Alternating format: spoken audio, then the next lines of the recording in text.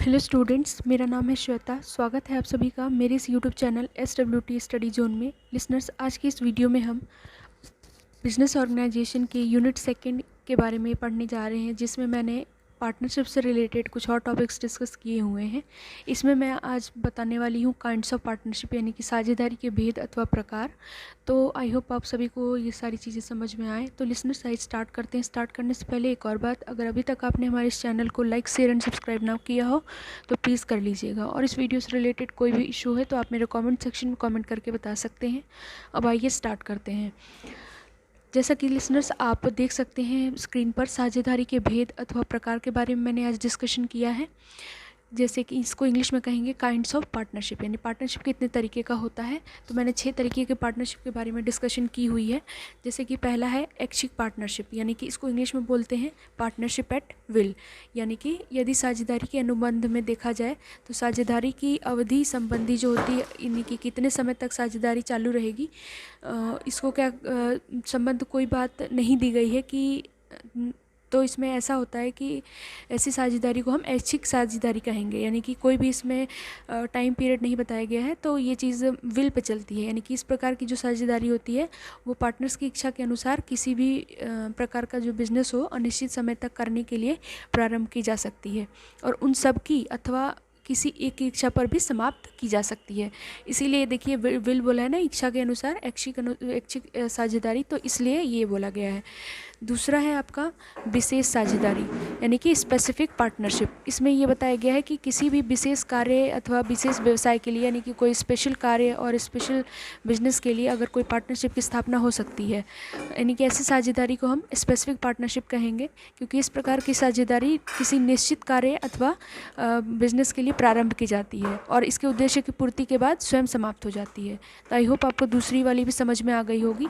तीसरा है निश्चित समय के लिए साझेदारी, यानी कि इसको कहेंगे फिक्स टर्म पार्टनरशिप, यानी कि ऐसे साझेदारी किसी निश्चित समय के लिए होती है और उस समय की समाप्ति के बाद साझेदारी समाप्त हो जाती है, यानी पार्टनरशिप समाप्त हो जाती है। फिक्स टर्म बोला है ना, तो इसलिए।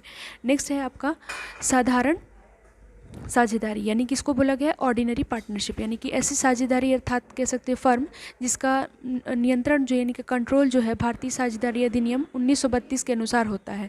साधारण साझेदारी उसी को कहते हैं। भारत में साधारण साझेदारी का ही प्रचलन है। नेक्स्ट है आपका सीमित साझेदारी, यानी कि लिमिटेड पार्टनरशिप। इसका मतलब ये होता है कि जिस साझेदारी संस्था में कुछ पार्टनर्स का दायित्व, रिस्पॉन्सिबिलिटी उनके द्वारा दी गई कैपिटल सीमा तक ही सीमित होता है, तो उसे हम सीमित साझेदारी कहते हैं। इस प्रकार की साझेदारी का उद्गम जो है उन व्यक्तियों को प्रोत्साहन करता है देने के लिए, मतलब कह सकते हुआ है, जो कि असीमित दायित्व स्वीकार करना नहीं चाहते हैं। तो भारत में इस प्रकार की जो साझेदारी का विधान है ये भी प्रचलन नहीं है, यानी कि इस प्रकार की साझेदारी का विधान द्वारा प्रचलन नहीं है। तो ये था आपका लिमिटेड पार्टनरशिप। नेक्स्ट है आपका अनिश्चितकालीन साझेदारी। इसका मतलब ये होता है लिसनर्स एक और बात, आगे बढ़ने से पहले अगर अभी तक आपने हमारे इस वीडियो को लाइक, शेयर एंड सब्सक्राइब ना किया हो तो प्लीज़ कर लीजिएगा। और इस वीडियो से रिलेटेड कोई भी इशू होता है तो जैसे कि मैंने पहले ही बताया है, आप मेरे कमेंट सेक्शन में कमेंट करके बता सकते हैं।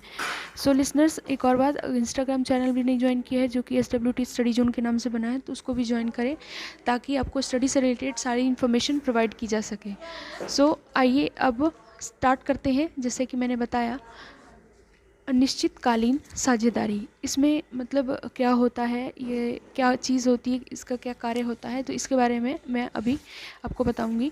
तो लिसनर्स, एक और बात, अगर आपको इससे पहले पार्टनरशिप से रिलेटेड और भी वीडियोस इसमें मैंने अपलोड कर रखी हैं, तो आप चाहें तो मेरी पिछली वीडियोस को देख सकते हैं। तो उसमें पार्टनरशिप से रिलेटेड सारी चीज़ें मैंने डिस्कशन की हुई हैं, तो आई होप आपको क्लियर समझ में आ जाए। अब नेक्स्ट हम बात कर लेते हैं किस चीज़ की, इस पार्टनरशिप की, यानी कि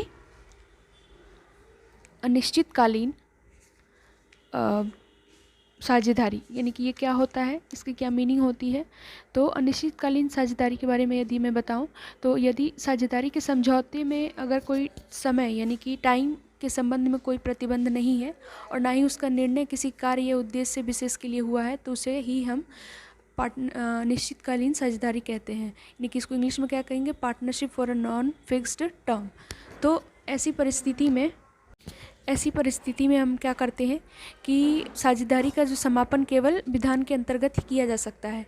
जैसे कि मान लीजिए कोई ऐसी घटना हो गई, यानी कि कोई आकस्मिक घटना घटने पर, या फिर उदाहरण ले लें यानी कि किसी भी साझेदार की अगर ईश्वर ना करे मतलब ना रहने पर, अन्यथा वो निरंतर चालू रहती है।